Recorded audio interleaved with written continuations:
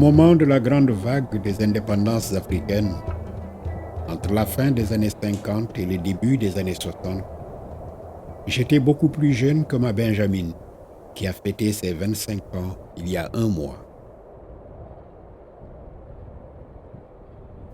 Je ne comprenais pas beaucoup la signification des événements et n'appréhendais pas leur importance.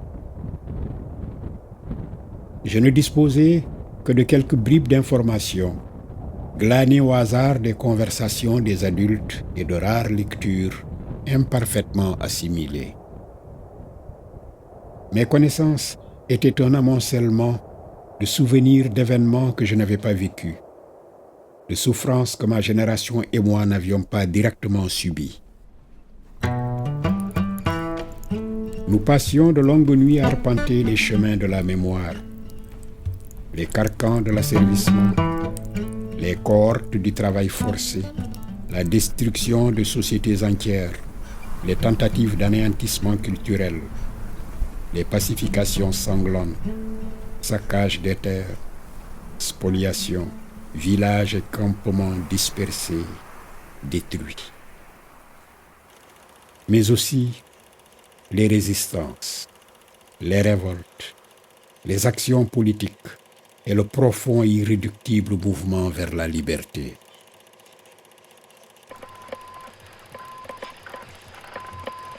Pendant quelques années encore, nos discussions passionnées furent emplies des noms des pays frères dont les peuples écrivaient le dernier chapitre de l'histoire coloniale du continent. C'est dans cette atmosphère que mes amis et moi avions appris qu'une importante réunion se tenait en Éthiopie.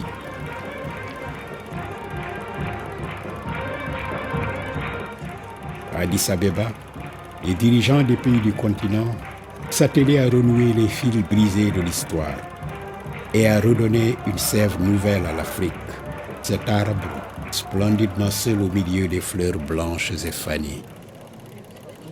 Il s'agissait maintenant d'amorcer le processus de transmutation du métal impur des souffrances anciennes de l'amertume en or et lumière de l'espérance, et de donner ainsi force et vérité aux paroles du poète disant des Africains qu'ils étaient véritablement les fils aînés du monde, chair de la chair du monde, palpitant du mouvement même du monde.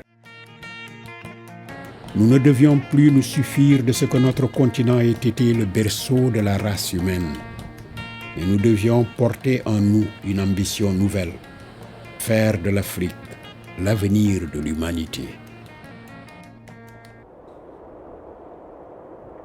Malheureusement, il arrive que les voies que l'on rêvait royales soient semées d'épines ou finissent en impasse. Très tôt, de multiples conflits de nature diverse assombrirent le ciel azuré des indépendances nationales. Ma génération a trop longtemps gardé l'esprit et la volonté focalisés sur les luttes pour l'émancipation et sur le rêve d'unité africaine matérialisé par l'OUA. Nous avions de ce fait tardé à comprendre l'importance des questions économiques et à prendre conscience que sans une intégration dynamique, l'unité du continent resterait une simple vue de l'esprit.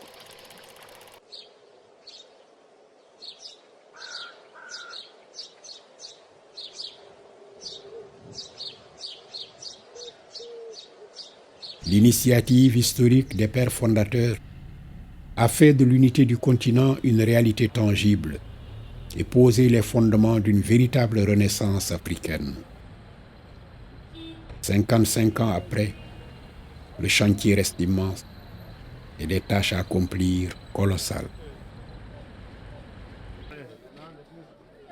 C'est ainsi que nous la voyons, l'Afrique. Un tapis dont la trame est la terre elle-même, ses montagnes et ses fleuves, ses déserts et ses forêts.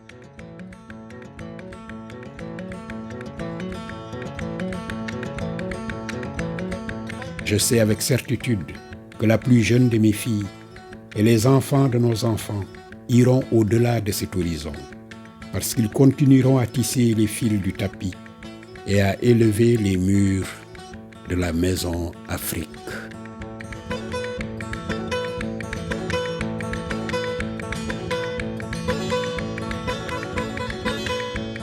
Les paroles de mon père ont une profonde résonance en moi. Les événements du passé qu'il évoque sont mon histoire. Les succès et les échecs qu'il rappelle sont mon héritage. L'Afrique qui a vu mes parents naître et grandir a considérablement changé. L'analphabétisme et la maladie y ont significativement reculé. Les conditions matérielles de vie des populations ont connu des améliorations notables.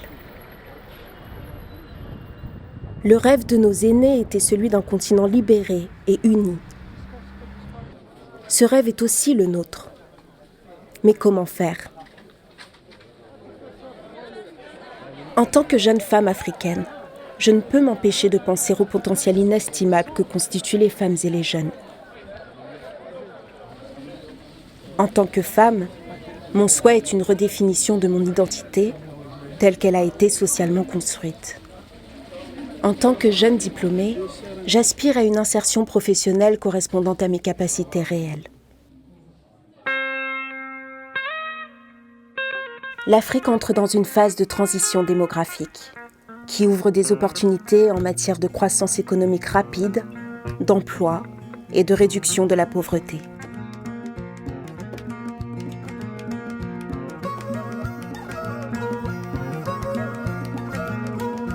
Pour accroître les chances de cueillir les fruits de la transition, il faut accélérer le mouvement, agir vite. 2 défis me semblent majeurs, dont le premier est l'éducation. En un demi-siècle, la scolarisation a progressé de manière significative. Celle des filles particulièrement, et les universités se sont développées à un rythme extraordinaire.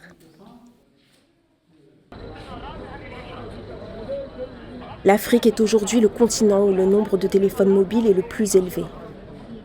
Les jeunes Africains ont accumulé un capital de connaissances et de compétences en technologie de l'information et de la communication, et nombre d'entre eux sont des innovateurs talentueux. Le deuxième défi majeur est celui de la paix et de la sécurité. Le visage de la violence est multiple, et ses éruptions sont mortelles pour les individus, les communautés, l'économie et les nations. Par ses actes sanglants, le terrorisme est devenu la menace la plus immédiate et la plus spectaculaire. Des jeunes, fanatisés ou dévoyés, y jouent les rôles d'exécutants, et les femmes en sont très souvent les victimes préférentielles.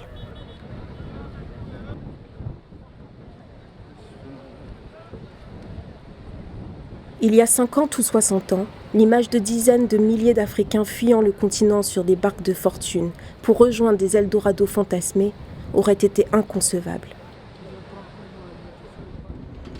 C'est aujourd'hui un spectacle quasi quotidien, avec ses cohortes de mortes de soif et de noyés.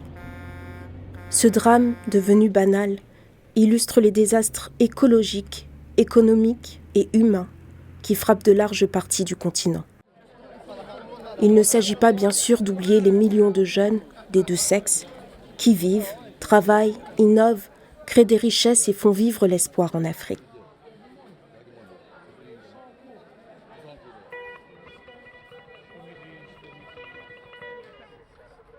L'Afrique a vu s'épanouir de belles et grandes civilisations dont l'écho se prolonge aujourd'hui dans une myriade de cultures et de traditions, dont chacune est un trésor inestimable.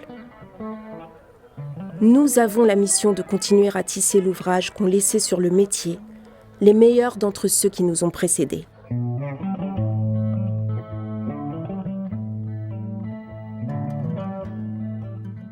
Pour la grande majorité de la jeunesse africaine, le modèle du héros est un vieux bonhomme au sourire lumineux, disparu il y a 5 ans, et dont nous célébrons cette année le centenaire. Symbole inexhaustible de liberté et d'humanité, Nelson Mandela savait que les chemins menant au sommet des montagnes sont escarpés et souvent mortels.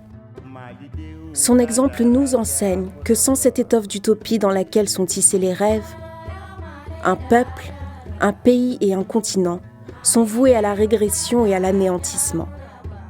Mais que, pour peu que nous en ayons l'ambition, la réalisation de notre rêve d'Afrique est à portée de notre intelligence et de notre courage.